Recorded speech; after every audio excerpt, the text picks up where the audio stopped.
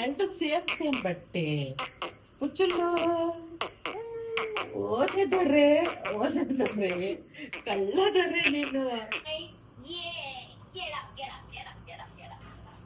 So ಇವತ್ತು ಸ್ವಲ್ಪ core ಮೇಲೆ ವರ್ಕೌಟ್ ಮಾಡೋಣ ಅಂತ ಹೇಳಿ ಸ್ಟಾರ್ಟ್ ಮಾಡಿದ್ದೀನಿ.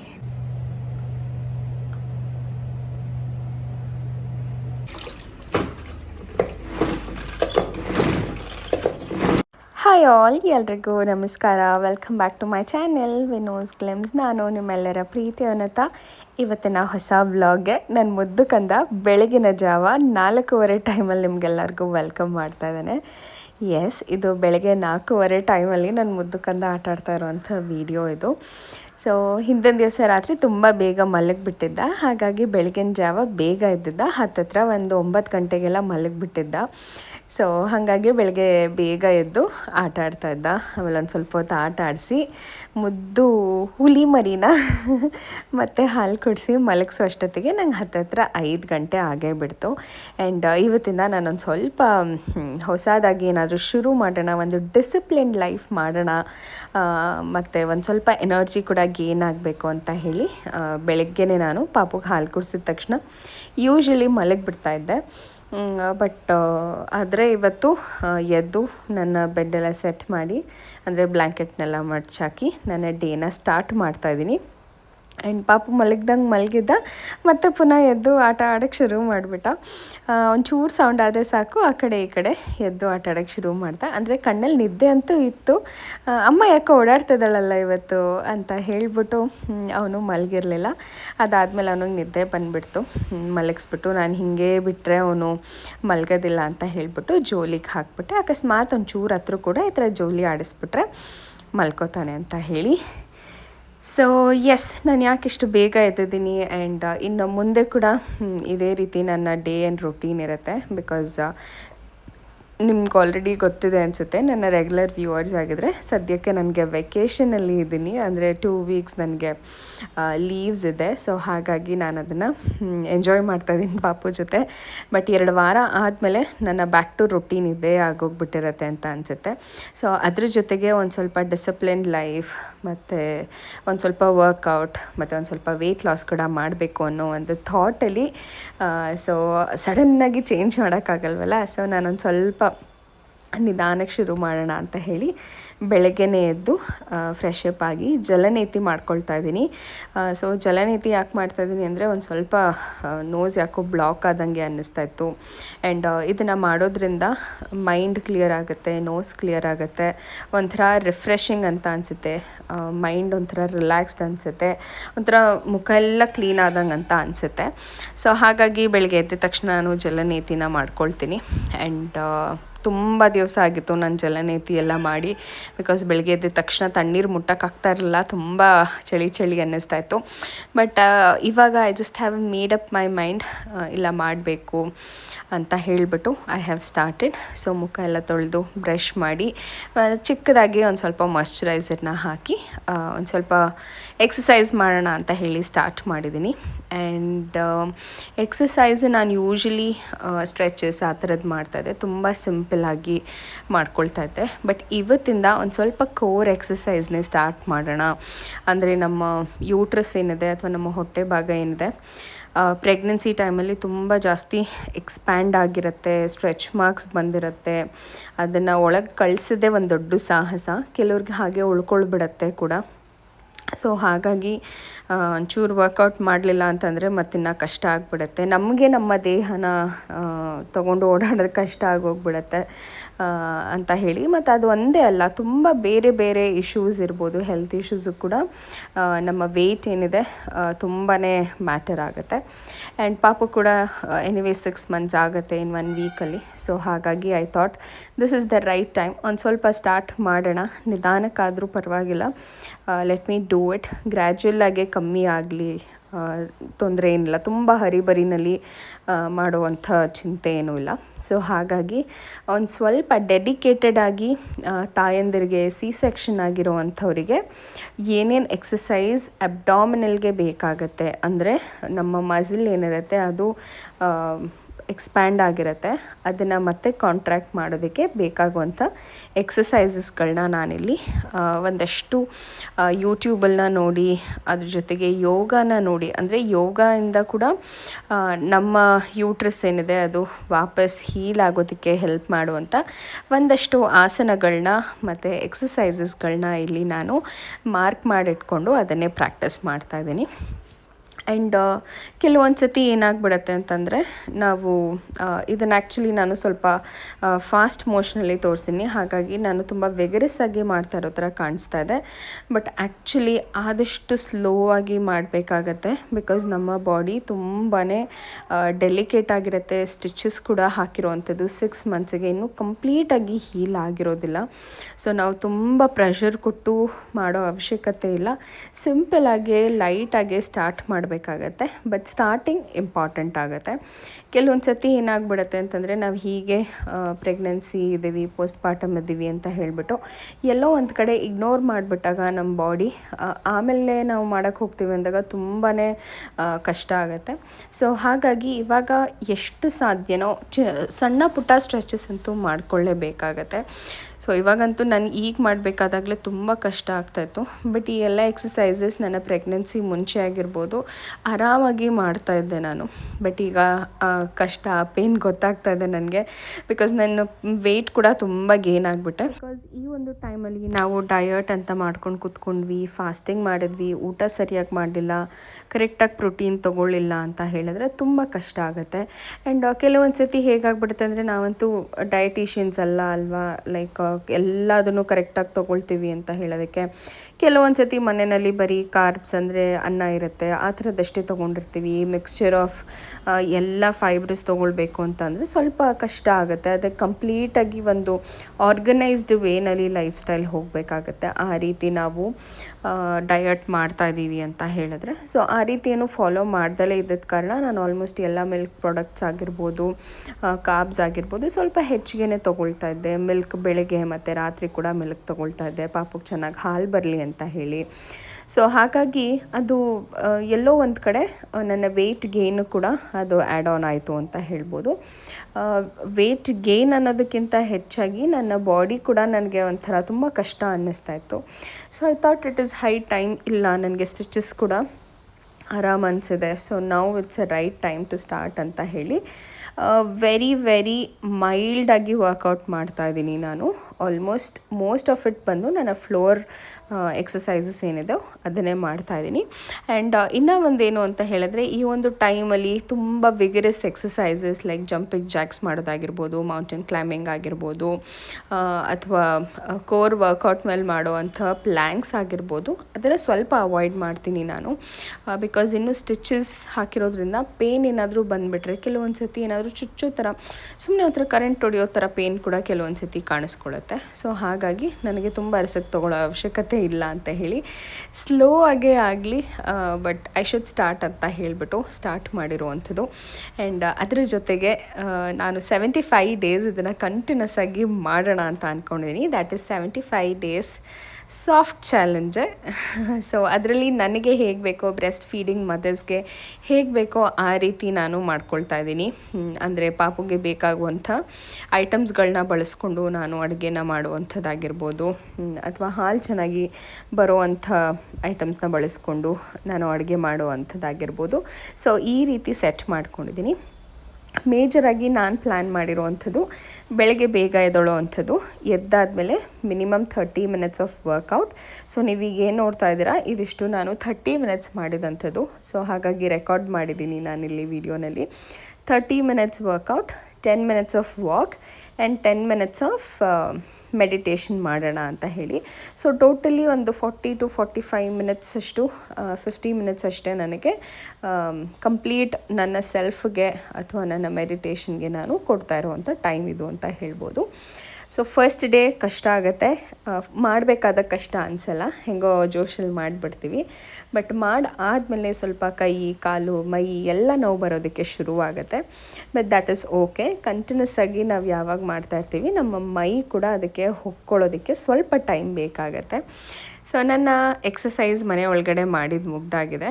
ಈಗ ಒಂದು ರೌಂಡ್ ವಾಕ್ ಹೋಗಿ ಬರೋಣ ಅಂತ. ಸೊ ಮನೇಲಿ ಏನೇ ಎಕ್ಸಸೈಸ್ ಮಾಡಿದ್ರು ಆಚೆ ಕಡೆ ಆ ಫ್ರೆಶ್ ಏರಿಗೆ ವಾಕ್ ಹೋಗೋದಿದೆಯಲ್ಲ, that is a different experience ಅಂತಲೇ ಹೇಳ್ಬೋದು. ಆ್ಯಂಡ್ ತುಂಬ ಖುಷಿ ಕೂಡ ಆಗುತ್ತೆ ಬೆಳಗಿನ ಜಾವ ಈ ರೀತಿ ಆಚೆ ಹೋಗೋದು ಕೂಡ ಒಂಥರ ಏನೋ ಡಿಫ್ರೆಂಟ್ ಫೀಲ್. ಆ್ಯಂಡ್ ಇವತ್ತು ಸಂಡೇ ಆಗಿದ್ದರಿಂದ ಯಾರೂ ಕೂಡ ಆಚೆ ಇರಲಿಲ್ಲ, ಹಾಗಾಗಿ ಒಂಥರ ಚೆನ್ನಾಗಿ ಕೂಡ ಅನ್ನಿಸ್ತಾ ಇತ್ತು. ಆ್ಯಂಡ್ ನಮ್ಮ ಅಪಾರ್ಟ್ಮೆಂಟಲ್ಲಿರುವಂಥ ದೇವಸ್ಥಾನ ಹತ್ರನೇ ಹೋದೆ. So this is one of my favourite place ಅಂತಲೇ ಹೇಳ್ಬೋದು. ತುಂಬಾ ಚೆನ್ನಾಗಿದೆ, ನನಗಂತೂ ಸಿಕ್ಕಾಪಟ್ಟೆ ಇಷ್ಟ. ಪೀಕಾಕ್ಗಳು ಕೂಗ್ತಾ ಇದೆ, ಸಿಕ್ಕಾಪಟ್ಟೆ ಕ್ಯೂಟ್ ಆಗಿದೆ. ಸೊ ಎಸ್, ಇವತ್ತು 75 ಡೇಸ್ ಚಾಲೆಂಜಲ್ಲಿ ಫಸ್ಟ್ ಡೇ. ಸಿಕ್ಕಾಪಟ್ಟೆ ಎಕ್ಸೈಟೆಡ್ ಆಗಿದ್ದೀನಿ. I know it was very difficult for me. ಅಷ್ಟು ಎಫೆಕ್ಟಿವ್ ಆಗಿ ಆಗಿದೆ ಅಂತ ಹೇಳೋಕ್ಕಾಗಲ್ಲ, ಬಟ್ ಅಟ್ಲೀಸ್ಟ್ ಸ್ವಲ್ಪ ಮೈ ಸಸಾರ ಅಂತ ಅನ್ನಿಸ್ತಾ ಇದೆ. ಸೊ ನೀವು ಯಾರಾದರೂ ಸ್ಟಾರ್ಟ್ ಮಾಡಬೇಕಂತ ಅಂದ್ಕೊಂಡಿದ್ರೆ ಖಂಡಿತವಾಗ್ಲೂ ಸ್ಟಾರ್ಟ್ ಮಾಡಿ. ಬಿಕಾಸ್ ಐ ಮೀನ್ ಎಸ್, ನಿಮ್ಮ ಬೇಬಿ ಆರಾಮಾಗಿದೆ and you are comfortable doing, confidence ಇದೆ ಅಂದಾಗ ನೀವು ಶುರು ಮಾಡ್ಬೋದು. ಹತ್ತಿರ ಒಂದು 6 ಮಂತ್ಸ್ ತನಕನೂ ಯಾವುದೇ ರೀತಿ ಎಕ್ಸ್ಕ್ಲೂಸಿವ್ ಆಗಿ ಎಕ್ಸಸೈಸಸ್ ಬೇಡವಾಗತ್ತೆ. ಸೊ ಹಾಗಾಗಿ ನಾನು ಇಷ್ಟು ದಿವಸನೂ ಬರೀ ಸ್ಟ್ರೆಚಸ್ ಮಾಡ್ಕೊಂಡು ಬರ್ತಾಯಿದ್ದೆ. ಸೊ ಇವತ್ತು ಸ್ವಲ್ಪ ಕೋರ್ ಮೇಲೆ ವರ್ಕೌಟ್ ಮಾಡೋಣ ಅಂತ ಹೇಳಿ ಸ್ಟಾರ್ಟ್ ಮಾಡಿದ್ದೀನಿ. ಡೇ 1 ಗೊತ್ತಿಲ್ಲ ಹೇಗೆ ಹೋಗುತ್ತೆ ಅಂತ ಹೇಳಿ. ಐ ಜಸ್ಟ್ ಹೋಪ್ ಇದೇ ಜೋಶಲ್ಲಿ ನನ್ನ 75 ಡೇಸ್ ಕೂಡ ಇರುತ್ತೆ ಅಂತ. ಪೀಕಾಕ್ಗಳು ಕೂಗ್ತಾ ಇದೆ. ಸೊ ಇವತ್ತಿನ ಥರನೇ ಐ ಡೋಂಟ್ ಥಿಂಕ್ ಸೊ ಇಷ್ಟು ಟೈಮ್ ಸಿಗುತ್ತೆ ಅಂತ. ಬಿಕಾಸ್ ಇವತ್ತು ಸಂಡೇ ಆಗಿರೋದ್ರಿಂದ ಭೈರವಕ್ಕೆ ಕೂಡ ಯಾವುದೇ ರೀತಿ ಪ್ಯಾಕಿಂಗ್ ಇಲ್ಲ. ಹಾಗಾಗಿ ಸ್ವಲ್ಪ ರಿಲ್ಯಾಕ್ಸ್ಡಾಗಿ ಆಚೆ ಕಡೆ ಎಲ್ಲ ಬಂದು ವೀಡಿಯೋನ ಮಾಡ್ತಾಯಿದ್ದೀನಿ. ಮತ್ತು ಒಂಥರ ರಿಲ್ಯಾಕ್ಸ್ ಕೂಡ ಫೀಲ್ ಆಗ್ತಾಯಿದೆ. ಸೊ ಎಸ್, ನೋಡೋಣ. ಫಸ್ಟ್ ಡೇ ಫುಲ್ ಜೋಶಲ್ಲಿ ಸ್ಟಾರ್ಟ್ ಮಾಡಿದ್ದೀನಿ. ಆ್ಯಂಡ್ ಎಸ್, ನೀವು ಕೂಡ ಏನಾದರೂ ನನ್ನ ಜೊತೆ ಜರ್ನಿ ಮಾಡಬೇಕು ಅಂತ ಅಂದ್ಕೊಂಡಿದ್ರೆ, ನಿಮ್ಮ ವೆಯ್ಟ್ ಲಾಸ್ ಜರ್ನಿ, ಮಮ್ಮಿ ಟಮ್ಮಿನ ಕಮ್ಮಿ ಮಾಡ್ಕೊಳ್ಬೇಕಂತ ಇದ್ದರೆ ಖಂಡಿತವಾಗ್ಲೂ ನನ್ನ ಜೊತೆನೇ ಸ್ಟಾರ್ಟ್ ಮಾಡಿ. ಸೊ ದಟ್ ನಮ್ಮ ಎಕ್ಸ್ಪೀರಿಯೆನ್ಸ್ ಕೂಡ ಒಟ್ಟಿಗೆ ಶೇರ್ ಮಾಡ್ಕೊಳ್ಬೋದು ಅಂತ ಹೇಳಿ. ಆ್ಯಂಡ್ ಎಸ್, ಫಸ್ಟ್ ಟೈಮ್ ಮಾಡಬೇಕಾದಾಗ ಒಂದು ಸ್ವಲ್ಪ ಬ್ಯಾಲೆನ್ಸ್ ಇಲ್ಲ ಅಂತ ಅನ್ನಿಸ್ತಾ ಇತ್ತು. ಮುಂಚೆ ಹೇಗೆ ಮಾಡ್ತಿದ್ದೆ, ಡೆಲಿವರಿಗಿಂತ ಮುಂಚೆ ಇದ್ದಂಥ ಬಾಡಿ ಫ್ಲೆಕ್ಸಿಬಿಲಿಟಿ ಕಮ್ಮಿ ಆಗಿದೆ. ಬಿಕಾಸ್ ಹತ್ತಿರ 6 ಮಂತ್ಸ್ ತನಕ ಯಾವುದೇ ರೀತಿ ಕೋರ್ ವರ್ಕೌಟ್ಸ್ ಮಾಡ್ತಾ ಇರಲಿಲ್ಲ ನಾನು. ಆ್ಯಂಡ್ ವಾಕಿಂಗ್ ಕೂಡ ಸ್ಟಾರ್ಟ್ ಮಾಡಬೇಕು. ಆ್ಯಂಡ್ ಇವಾಗ ಪಾಪುನ ನೋಡಿದ್ರಲ್ಲ ನೀವು, ಎದ್ದಾಗಲಿ ಕಣ್ಬಿಟ್ಕೊಂಡು ಆಟ ಆಡ್ತಾಯಿದ್ದ. ಜೋಲಿಗೆ ಹಾಕ್ಬಿಟ್ಟು ಮಮ್ಮಿಗೆ ಹೇಳ್ಬಿಟ್ಟು ಬಂದೆ, ಒಂದು 10 ನಿಮಿಷ ವಾಕ್ ಮಾಡ್ಕೊಂಡು ಬರ್ತೀನಿ. ಒಂದು ರೀತಿ ಒಳಗಡೆ ಇದು ಒಂಥರ ಅನಿಸುತ್ತೆ. ಒಂಚೂರು 10 ನಿಮಿಷ ಆಚೆ ಕಡೆ ಈ ರೀತಿ ಗಾಳಿಗೆ ಬಂದಾಗ ನಮಗೂ ಒಂಥರ ರಿಲ್ಯಾಕ್ಸ್ ಅನಿಸುತ್ತೆ. ಮತ್ತು ಬಾಡಿ ಕೂಡ ಒಂಥರ ಫ್ರೀ ಅಂತ ಅನಿಸುತ್ತೆ. ಆ್ಯಂಡ್ ತುಂಬ ದಿವ್ಸಗಳಾದ್ಮೇಲೆ ಮಾಡಿದ್ನಲ್ಲ, ಕಾಲೆಲ್ಲ ಒಂಥರ ನಡಗೋ ಥರ ಆಗುತ್ತೆ. So don't worry, because this is quite common.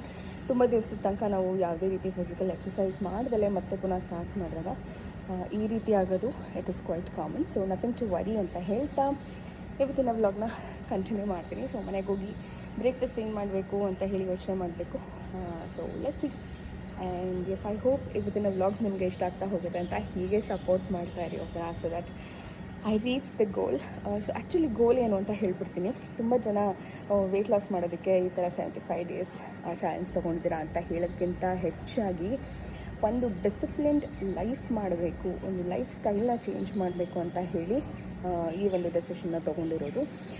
Because ಯಾವಾಗಲೂ ಹೆಂಗಾಗ್ಬಿಡ್ತಿತ್ತು ಅಂತಂದರೆ, ಆಫೀಸ್ಗೆ ಹೋಗಬೇಕು, ಸೊ ಬೇಗ ಎದ್ದೇಳು, ಪಾಪಗೆ ಫೀಡ್ ಮಾಡಿ ಹೋಗಬೇಕು, ಬೇಗ ಎದ್ದೇಳು ಅನ್ನೋ ಥರ ಆಗ್ತಿತ್ತೆ ಹೊರತು ಯಾವುದೇ ರೀತಿ ಡಿಸಿಪ್ಲಿನ್ಡ್ ಲೈಫ್ ಅಂತ ಇರ್ತಾ ಇರಲಿಲ್ಲ. ಎದ್ದೇಳಬೇಕು, ಇಷ್ಟೇ ನೀರು ಕುಡಿಬೇಕು, ಹೀಗೆ ಮಾಡಬೇಕು ಅಂತ ಹೇಳಿ ಇರ್ತಾ ಇರಲಿಲ್ಲ. So I just want to streamline my life in that way, so that ನನಗೆ ಅದು ತುಂಬ ಕಷ್ಟ ಅಂತ ಅನಿಸ್ತಲೇ ಇರಲಿ ಅನ್ನೋ ಕಾರಣಕ್ಕೆ I thought why not I take this challenge ಅಂತ ಹೇಳಿ ತೊಗೊಂಡಿದ್ದೀನಿ. ಸೊ ಇದ್ರ ಜೊತೆಗೆ ವೆಯ್ಟ್ ಲಾಸ್ ಅಂತಾನೆ ಆಗುತ್ತೆ. ಬಿಕಾಸ್ ವರ್ಕೌಟ್ ಆಗಿರ್ಬೋದು, ಊಟ ಆಗಿರ್ಬೋದು, ಹೊರಗಡೆ ಊಟಗಳನ್ನ ತಿಂದಲೇ ಮನೆ ಊಟನೇ ತೊಗೊಂಡಾಗ ಆದಷ್ಟು ವೆಯ್ಟ್ ಲಾಸಿಗೆ ಹೆಲ್ಪ್ ಮಾಡುತ್ತೆ ಅಂತ ಕೂಡ ಹೇಳ್ಬೋದು. ಸೊ ನೋಡೋಣ ಹೇಗಾಗುತ್ತೆ ನನ್ನ ವೆಯ್ಟ್ ಲಾಸ್ ಜರ್ನಿ ಆ್ಯಂಡ್ ಹೇಗೆ ಹೋಗುತ್ತೆ ಈ 75 ಡೇಸ್ ಚಾಲೆಂಜ್ ಅಂತ ಹೇಳಿ. ಸೊ ನೀವೆಲ್ಲರ ಸಪೋರ್ಟ್ ನನಗಿದೆ ಅಂತ ಹೇಳ್ತಾ I am just going forward. So ಇದೇ ರೀತಿ ನಿಮ್ಮ ಸುತ್ತಮುತ್ತ ತಾಯಂದಿರಿದ್ದೀರ ಅಂತ ಹೇಳಿದ್ರೆ ಖಂಡಿತವಾಗ್ಲೂ ನಿಮ್ಮ ಜರ್ನಿ ಕೂಡ ಸ್ಟಾರ್ಟ್ ಮಾಡಿ. ಬರೀ ವೆಯ್ಟ್ ಲಾಸ್ ಅಲ್ಲದೆ ನೀವು ಆ್ಯಕ್ಟಿವ್ ಆಗಿರ್ತೀರ, ಡಿಸಿಪ್ಲಿನ್ ಲೈಫ್ ಆಗಿರುತ್ತೆ. ಒಂದು ಸತಿ ತಿರುಗಿ ನೋಡಿದಾಗ ನಿಮಗೆ ನಿಮ್ಮ ಲೈಫ್ ಖುಷಿ ಅಂತ ಅನಿಸುತ್ತೆ. So yes, be proud of yourself, be proud of being a mom and you are doing a great job ಅಂತ ಹೇಳ್ತಾ ಇವತ್ತಿನ ವ್ಲಾಗ್ನ ಶುರು ಮಾಡೋಣ. ಒಂದು 10 ನಿಮಿಷ ವಾಕ್ ಮಾಡಿಕೊಂಡು ಮನೆಗೆ ಹೋಗಿ ಎಸ್ ಇವತ್ತು ಸಂಡೇ ಆಗಿರೋದ್ರಿಂದ ನಮ್ಮ ಮನೆದೇವ್ರ ವಾರ ಕೂಡ ಆಗಿದೆ. ಸೊ ಮನೆಯಲ್ಲಿ ಕ್ಲೀನಿಂಗ್ ಎಲ್ಲ ಇರುತ್ತೆ, ಅದನ್ನೆಲ್ಲ ಕೂಡ ಮಾಡ್ತಾ ವ್ಲಾಗ್ ಕಂಟಿನ್ಯೂ ಮಾಡೋಣ. ಸೊ ಇವತ್ತು ಫಸ್ಟ್ ಡೇ, ಸಿಕ್ಕಾಪಟ್ಟೆ ಜೋಶಲ್ಲಿದ್ದೀನಿ.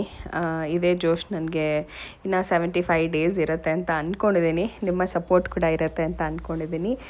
ಆ್ಯಂಡ್ ಎಸ್, ಹಾಗೆ ಒಂದು 2 ರೌಂಡು ಅಪಾರ್ಟ್ಮೆಂಟ್ ಸುತ್ತಾನೆ ವಾಕ್ ಮಾಡಿಕೊಂಡು ರಿಲ್ಯಾಕ್ಸ್. ಹಾಗೂ ಸ್ವಲ್ಪ ತರಕಾರಿ ತರೋದಿತ್ತು, ಹೋಗೋಣ ಅಂತ ಅಂದ್ಕೊಂಡೆ, ಬಟ್ ಬ್ಯಾಗ್ ತಂದಿರಲಿಲ್ಲ. ಸರಿ ಆಯಿತು, ಹೋಗೋಣ ಆಮೇಲಿಂದ ಅಂತ ಹೇಳಿಬಿಟ್ಟು ಹಾಗೆ ವಾಕ್ ಮಾಡಿಕೊಂಡು ವಾಪಸ್ ಬಂದೆ. ಆ್ಯಂಡ್ ಸಂಡೇ ಮನೆ ದೇವ್ರ ವಾರ ಕೂಡ ಇದೆ, ಹಾಗಾಗಿ ಮನೆ ಕ್ಲೀನಿಂಗ್ ಮಾಡ್ತಾನೆ ಒಂದು ಸ್ವಲ್ಪ ಟೈಮ್ ಆಗೋಗ್ಬಿಡತ್ತೆ. ಸೊ ಅದು ಒಂದು ಸ್ವಲ್ಪ ಎಕ್ಸಸೈಸ್ ಥರನೇ ಅಂತ ಅನಿಸುತ್ತೆ. ಸೊ ಹಾಗಾಗಿ ನನ್ನ ಸೊ ಇನ್ನು ಇವಾಗ ಬಂದಾಗ ಒಂದು ಸ್ವಲ್ಪ ನಾವು ವರ್ಕೌಟ್ ಏನು ಮಾಡಿರ್ತೀವಿ ಅದನ್ನು ಎಫೆಕ್ಟಿವ್ ಆಗಬೇಕು ಅಂತ ಹೇಳಿದ್ರೆ ನಾವು ತೊಗೊಳ್ಳೋಂಥ ಆಹಾರ ಕೂಡ ಅದಕ್ಕೆ ಸಪೋರ್ಟ್ ಮಾಡಬೇಕಾಗತ್ತೆ. ಹಾಗಾಗಿ ಇವತ್ತು ನಾನೊಂದು ಸ್ವಲ್ಪ ಬಿಸಿನೀರು ಜೊತೆಗೆ ನಿಂಬೆಹಣ್ಣು ಹಿಂಡ್ಕೊಂಡ್ಬಿಟ್ಟು ಕುಡಿದೆ. ಸೊ ದಿಸ್ ತುಂಬ ಜನಕ್ಕೆ ಗೊತ್ತಿರುತ್ತೆ, ನಿಂಬೆಹಣ್ಣು ತುಂಬ ಒಳ್ಳೆ ಕೊಲೆಸ್ಟ್ರಾಲ್ನ ಕಮ್ಮಿ ಮಾಡೋದಕ್ಕೆ ಅಥವಾ ಫ್ಯಾಟ್ನ ಬರ್ನ್ ಮಾಡೋದಕ್ಕೆ, ಅದರ ಜೊತೆಗೆ ನಮ್ಮ ಹೊಟ್ಟೆನ ಕ್ಲೆನ್ಸ್ ಮಾಡೋದಕ್ಕೆ ಕೂಡ ಇದು ತುಂಬಾ ಹೆಲ್ಪ್ ಮಾಡುತ್ತೆ. ಆ್ಯಂಡ್ ಬಿಸಿ ನೀರು as it is a cleanser ಅಂತಲೇ ಹೇಳ್ಬೋದು. ನಮ್ಮ ಮೆಟಬಾಲಿಸಮ್ನ ಇನ್ಕ್ರೀಸ್ ಮಾಡುತ್ತೆ, ಡೈಜೆಸ್ಟಿವ್ ಸಿಸ್ಟಮ್ನ ಒಂದು ಗುಡ್ ಕಂಡೀಷನ್ಗೆ ತರೋದಕ್ಕೆ ಹೆಲ್ಪ್ ಮಾಡುತ್ತೆ. ಸೊ ಅದನ್ನು ಮಾಡ್ತಾನೆ ನೀರು ಕುಡಿತಾ ಅದನ್ನು ಮಾಡಿಕೊಂಡೆ. ಆ್ಯಂಡ್ ಈ ಒಂದು 75 ಡೇಸ್ ಚಾಲೆಂಜಲ್ಲಿ ನಾನು ಏನೇನು ಮಾಡ್ತೀನಿ ಅನ್ನೋದನ್ನ ಕೂಡ ನಿಮಗೆ ಡೀಟೇಲಾಗಿ ಬೇಕು ಅಂದರೆ ನನಗೆ ಕಮೆಂಟ್ ಮಾಡಿ ಹೇಳಿ. ನೆಕ್ಸ್ಟ್ ವ್ಲಾಗಲ್ಲಿ ಅದನ್ನು ಕೂಡ ಶೇರ್ ಮಾಡ್ತೀನಿ. ಆ್ಯಂಡ್ ಒಬ್ಬರು ಈ ಒಂದು ಮಾಪ್ದು ನನಗೆ ಲಿಂಕ್ ಕೇಳಿದ್ರಿ. ಆ್ಯಕ್ಚುಲಿ ಈ ಮಾಪ್ ಏನಾದರೂ ತೊಗೊಳ್ಬೇಕಂತ ಅಂದ್ಕೊಂಡಿದ್ರೆ ಆ್ಯಕ್ಚುಲಿ ಬೇಡ. ಯಾಕೆ ಅಂತ ಹೇಳಿದ್ರೆ ಇದು ಆ್ಯಕ್ಚುಲಿ ನಾವು ಏನು ಹಿಂಡ್ತೀವಿ ಅದು ಚೆನ್ನಾಗಿದೆ, ಬಟ್ ಈ ಸ್ಪಿನ್ನರ್ ನಾನೀಗ ಏನು ಸ್ಪಿನ್ ಮಾಡ್ತಾಯಿದ್ದೀನಿ ಅದಕ್ಕೆ ನಾವು ಕರೆಕ್ಟಾಗಿ ಆ ಮಾಪ್ನ ಹಾಕಿ ಸ್ಪಿನ್ ಮಾಡಲಿಕ್ಕೆ ತುಂಬ ಕಷ್ಟ ಆಗುತ್ತೆ. ಬಿಕಾಸ್ ಆ ಎಳೆಗಳು ಏನಿದೆ, ಬಟ್ಟೆ ಎಳೆಗಳು ಕೆಲವೊಂದು ಸತಿ ಹೋಗ್ಬಿಟ್ಟು ಅಲ್ಲಿ ಸಿಗಾಕೊಂಡ್ಬಿಡೋ ಚಾನ್ಸಸ್ ಇರುತ್ತೆ. ಸೊ ಅದನ್ನು ಯೂಸ್ ಮಾಡೋಕ್ಕಿಂತ ಮುಂಚೆ ನಾನು ಐ ಥಿಂಕ್ ಮೆಟ್ರೋದಲ್ಲಿ ಏನೋ ತೊಗೊಂಡಿದ್ದು ನಾವು ಅದನ್ನು, ಗಾಲಾ ಕಂಪ್ನಿದು. ಬಟ್ ಅದರದ್ದೇ ಬೇರೆ ಮಾಡೆಲ್ಸ್ಗಳು ಇವಾಗ ಬಂದಿದೆ. ಅದು ಸ್ವಲ್ಪ ಸಾಫ್ಟ್ ಬ್ರಿಸಲ್ಸ್ ಆಗಿದೆ, ಅದು ಹೋಗಿ ಹಂಗೆ ಸಿಗಾಕೊಳ್ಳೋದಿಲ್ಲ. ಇದು ತಂದಾಗ ನನಗೆ ಇಷ್ಟು ಇರಿಟೇಟ್ ಆಯಿತು ಅಂತಂದರೆ I think we paid for this $1100 ಏನೋ ಎಷ್ಟು ಪೇ ಮಾಡಿದ್ದು ನನಗೆ ನೆನಪಿದೆ. ಬಟ್ ನಾನು ಅದೇ ಅಂದ್ಕೊಳ್ತಾ ಇದ್ದಪ್ಪ, ಇಷ್ಟೊಂದು ಕೊಟ್ಬಿಟ್ಟು ತೊಗೊಂಡು ಬಂದೆ ನಾನು, ಈ ಥರ ತಲೆನೋವು ಆಯ್ತಲ್ಲ ಇದು ಕೆಲಸ ಅಂತ. 1-2 ಸತಿ ಅದು ಸ್ಪಿನ್ ಮಾಡಿದ ತಕ್ಷಣ ಹೋಗ್ಬಿಟ್ಟು ಬಟ್ಟೆ ಏನಿದೆ ಕಟ್ ಬಟ್ಟೆ ಬರುತ್ತಲ್ಲ ಅದು ಹೋಗ್ಬಿಟ್ಟು ಸಿಗಾಕೊಂಡು ಬಿಡ್ತಾಯಿತ್ತು. ಸೊ ಮತ್ತೆ ಅದನ್ನು ತೆಗಿಯೋಕ್ಕೆ ತುಂಬ ಕಷ್ಟ, ಅದು ಕೈ ಕೂಡ ಹೋಗೋದಿಲ್ಲ ಅಲ್ಲಿ. ಸೊ ಅದನ್ನು ನಾನು ಮತ್ತೆ ಕತ್ರಿ ತೊಗೊಂಡ್ಬಿಟ್ಟು ಕಟ್ ಮಾಡಬೇಕಾಯಿತು. ಸೊ ಹಾಗಾಗಿ ನಾನು I literally regret for buying this mop ಅಂತ ಹೇಳ್ತೀನಿ. ಆವಾಗಿಂದ ನಾನು ಏನು ಮಾಡ್ತೀನಿ ಅಂದರೆ ಅದು ಅಲ್ಲಿ ಸ್ಪಿನ್ ಮಾಡೋಕ್ಕೆ ಹೋಗೋದಿಲ್ಲ, ಸುಮ್ಮನೆ ಒಂಚೂರು ರಿನ್ಸ್ ಮಾಡ್ಕೊಂಡ್ಬಿಟ್ಟು ಹಿಂಡ್ಕೊಂಡ್ಬಿಟ್ಟು ಒರೆಸ್ಕೊಂಡು ಬರ್ತೀನಿ. ಆ್ಯಂಡ್ ಅದು ನಾನು ಇದಕ್ಕೆ ಫಿನಾಲ್ ಕೂಡ ನಾನು ನೆಲಕ್ಕೆ ಹಾಕ್ಕೊಂಡ್ಬಿಡ್ತೀನಿ. ಬಿಕಾಸ್ ಅದರಲ್ಲಿ ನೀಟಾಗಿ ನಾನು ರಿನ್ಸ್ ಮಾಡ್ದಲ್ಲೇ ಇರೋ ಕಾರಣ ಅಷ್ಟು ಕ್ಲೀನ್ ಅಂತ ಅನಿಸಲ್ಲ. ಸೊ ಡೈರೆಕ್ಟಾಗಿ ನಾನು ಲೈಸಾಲ್ ಇರ್ಬೋದು ಅಥವಾ ಫಿನಾಲ್ ಇರ್ಬೋದು ಡೈರೆಕ್ಟಾಗಿ ಫ್ಲೋರ್ ಮೇಲೆ ಹಾಕ್ಕೊಂಡ್ಬಿಟ್ಟು ಒರೆಸ್ಕೊಂಡು ಬಂದುಬಿಡ್ತೀನಿ. ಮನೇನೂ ಚೆನ್ನಾಗಿ ಘಮ ಅಂತ ಅನ್ನತ್ತೆ. ಆ್ಯಂಡ್ ಈ ರೀತಿ ನಾನು ರಿನ್ಸ್ ಮಾಡ್ದಲ್ಲೇ ಇರೋ ಕಾರಣ ಅದು ಕೆಳಗಡೆನೇ ಉಳ್ಕೊಂಡು ಬಿಡಲ್ಲ. ಸೊ ಇದು ನನ್ನ ಮಾಪ್ ಕತೆ. ಆ್ಯಕ್ಚುಲಿ ನೀವೇನಾದರೂ ಇನ್ಸ್ಪೈರ್ ಆಗಿ ಇದನ್ನು ತೊಗೊಳ್ಬೇಕು ಅಂತ ಇದ್ದರೆ ಇದರಲ್ಲೇ ಬೇರೆ ರೀತಿ ಮಾಡೆಲ್ ಇರುತ್ತೆ, ಅದನ್ನು ಬೈ ಮಾಡಿ. ಬಟ್ ಇದು ತುಂಬ ಹೆಲ್ಪ್ ಆಗಿದೆ, ತುಂಬ ಕೈ ತೊಗೊಂಡು ಹಿಂಡಬೇಕು ಮಾಡಬೇಕು ಅನ್ನೋ ಪ್ರೊಸೀಜರ್ ಇರೋದಿಲ್ಲ. ಮತ್ತು ಸಿಂಪಲ್ಲಾಗಿ ಎಲ್ಲ ಕಾರ್ನರ್ಗಳಿಗೂ ನೀಟಾಗಿ ಆ ಮಾಪ್ ಹೋಗುತ್ತೆ. ಆ್ಯಂಡ್ ಮನೆ ಕೂಡ ನೀಟಾಗಿ ಆಗುತ್ತೆ ಅಂತ ಹೇಳ್ಬೋದು. ಸೊ ದಿಸ್ ವಿಲ್ ಸ್ವಲ್ಪ ನಿಮ್ಮ ಕ್ಲೀನಿಂಗ್ ಟೈಮ್ ಏನಿದೆ ಅದು ಕಮ್ಮಿ ಆಗುತ್ತೆ ಅಂತ ಹೇಳ್ಬೋದು. ಇನ್ನು ಮನೆಯೆಲ್ಲ ಕ್ಲೀನ್ ಮಾಡಿದ್ದಾಯಿತು. ಸ್ನಾನಕ್ಕೆ ಹೋಗೋ ಮುಂಚೆ ಇನ್ನು ಒಂದು ಗ್ಲಾಸ್ ಆಫ್ ವಾಟರ್ನ ಕುಡಿತಾ ಇದ್ದೀನಿ. ಸೊ 75 ಡೇಸ್ನಲ್ಲಿ ಅಥವಾ ನಮ್ಮ ಪೂರ್ತಿ ಲೈಫ್ ಸ್ಟೈಲಲ್ಲಿ ನಾವು ಒಂದು ದಿವಸಕ್ಕೆ 3.5 to 4 ಲೀಟ್ರಷ್ಟು ನೀರನ್ನು ಸೇವಿಸಬೇಕು. ಸೊ ಯಾವಾಗ ದಾಹ ಆಗುತ್ತೆ, ಯಾವಾಗ ಟೈಮ್ ಆಗುತ್ತೆ ಅವಾಗೆಲ್ಲನೂ ನೀರನ್ನ ತೊಗೊಳ್ಳೋವಂಥದ್ದು. ಆದಷ್ಟು ಬಿಸಿನೀರು ತೊಗೊಳ್ಳೋದ್ರಿಂದ ಇನ್ನೂ ಒಳ್ಳೆಯದು ಅಂತಲೇ ಹೇಳ್ಬೋದು ನಮ್ಮ ಫ್ಯಾಟ್ನ ಬರ್ನ್ ಮಾಡಲಿಕ್ಕೆ. ಆ್ಯಂಡ್ ಎಸ್, ಬೆಳಗ್ಗೆ ಎದ್ದು ಇಷ್ಟೆಲ್ಲ ಕೆಲಸ ಮಾಡಾದ್ಮೇಲೆ ಹೊಟ್ಟೆ ಹಸ್ದಿರತ್ತಲ್ವ.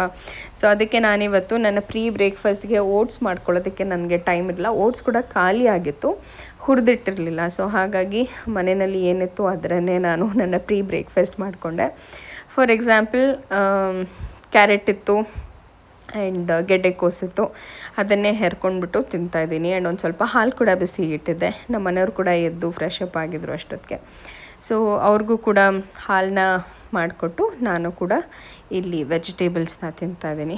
ಒಂಥರ ಚೆನ್ನಾಗಿ ಅನಿಸುತ್ತೆ, ಒಂಥರ out of the routine. Usually ರಾಗಿ ಅಂಬ್ಲಿ ಮಾಡ್ಕೊಳ್ತಾ ಇದ್ದೆ ನನ್ನ ಪ್ರೀ ಬ್ರೇಕ್ಫಾಸ್ಟ್ಗೆ, ಇಲ್ಲ ಅಂತಂದರೆ ಓಟ್ಸ್ ಮಾಡ್ಕೊಳ್ತಾ ಇದ್ದೆ.